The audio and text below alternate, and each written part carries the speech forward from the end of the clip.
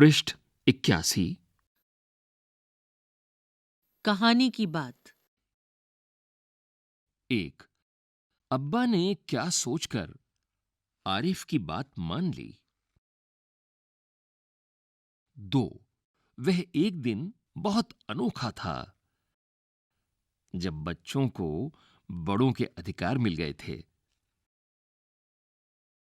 वह दिन बीत जाने के बाद इन्होंने क्या सोचा होगा। क, आरिफ ने। ख, अम्मा ने। ग, दादी ने। तुम्हारी बात। 1, अगर तुम्हें घर में एक दिन के लिए सारे अधिकार दे दिए जाएं, तो तुम क्या-क्या करोगे? 2, कहानी में ऐसे कई काम बताए गए हैं जो बड़े लोग आरिफ और सलीम से करने के लिए कहते थे। तुम्हारे विचार से उनमें से कौन-कौन से काम उन्हें बिना शिकायत किए कर लेने चाहिए थे और कौन-कौन से कामों के लिए मना कर देना चाहिए था?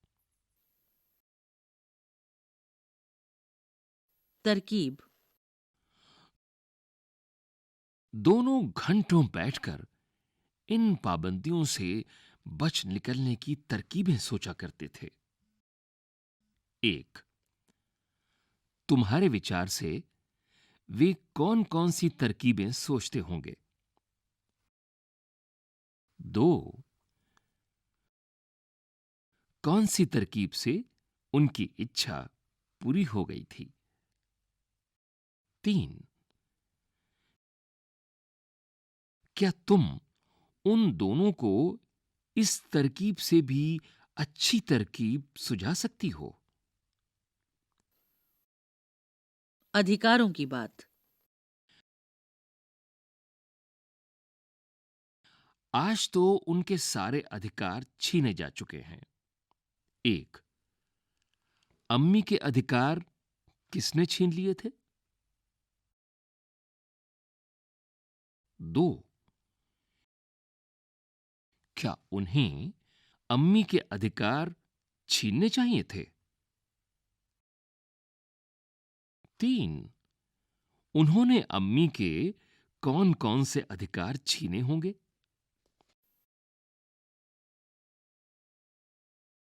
बादशाहत। 1, बादशाहत क्या होती है? चर्चा करो। 2, तुम्हारे विचार से इस कहानी का नाम एक दिन की बादशाहत क्यों रखा गया है?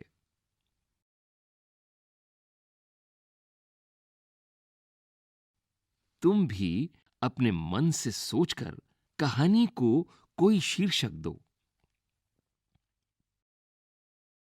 3, कहानी में उस दिन बच्चों को सारे बड़ों वाले काम करने पड़े थे।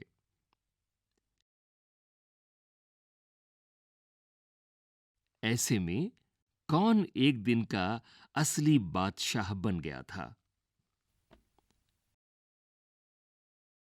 पृष्ठ 82। तरमाल।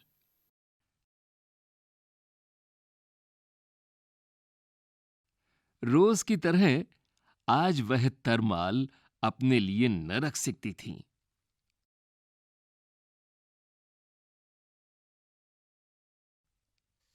1, कहानी में किन किन चीजों को तरमाल कहा गया है?